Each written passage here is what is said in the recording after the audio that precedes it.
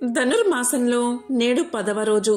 గోదాదేవి ధనుర్మాసంలో రంగనాథుణ్ణి భర్తగా పొందడానికి వ్రతాన్ని ఆచరిస్తూ పాడిన పాసురాలలో ఈరోజు తిరుప్పావై 10వ పాసురం. ఈ 10 పాసురం వరకు గోదాదేవి చెల్లుతో కలిసి పూలను సేకరిస్తూ పల్లె వాతావరణాన్ని వర్ణించే అంశాలు ఉంటాయి. ఒక్కొక్క రోజు ఒక్కొక్క వర్ణనతో గోపికలను నిద్ర లేపుతూ ఉంటాయి. ఉదయాన్నే గోదాదేవి ఒక్కొక్కరింటికి వెళ్ళి తన చెలులను తట్టి లేపుతూ వారిని నదిలో స్నానానికి సిద్ధం చేస్తుంది. విష్ణువు యొక్క అవతారాలను పొగుడుతుంది. ఈరోజు మరో గోపికను నిద్ర లేపుతూ నీవు మంచి నోము నోచి స్వర్గఫలాన్ని అందుకున్నావు.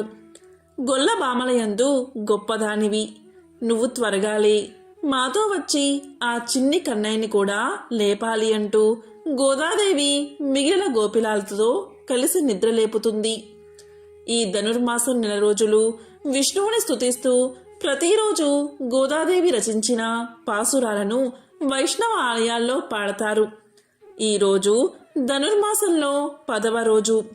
ఈరోజు పాసురము, దాని అర్థాన్ని ఇప్పుడు ఈ వీడియోలో తెలుసుకుందాం. 10వ పాసురం అర్థం.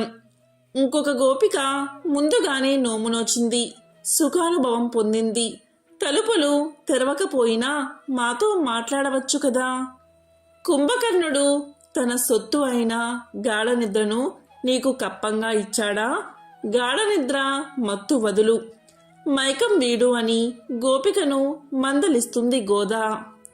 తులసీమాలల అలంకరణతో కిరీటం గల నారాయణుడు పుణ్యస్వరూపుడు అయిన కృష్ణుణ్ణి మంగళాశాసనములు పాడిన పరయను వాయిద్యమును మనకు ఇచ్చును. మా అందరికీ నీవు మణిరత్నం లాంటి దానివి అంటూ గోపికను పొగుడుతూ త్వరగా వచ్చి తలుపు తీయమ్మా అంటూ గోదాదేవి మిగిలిన గోపికలు లోపల నిద్రలో ఉన్న గోపికను కోరుతున్నారు. ఈ పాసురం విన్నంతనే అన్ని కష్టాలు తీరతాయని పెద్దల విశ్వాసం. మంచి నోము నోచి స్వర్గ ఫలముల దోచన గొల్ల బామలయందు గొప్ప దానవమ్మ, అతిశయమ్ము వీడి అరుదించవమ్మ, మనసారా మాతోటి మాటలాడమ్మా.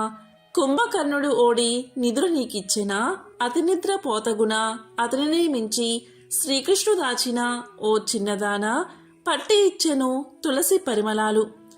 మా గొప్ప గోష్ఠికి మనవి నీవమ్మ, పరిశుభ్రంగా వచ్చి తలుపు తెరువమ్మ. ఇదే 10వ పాసురం యొక్క అర్థం.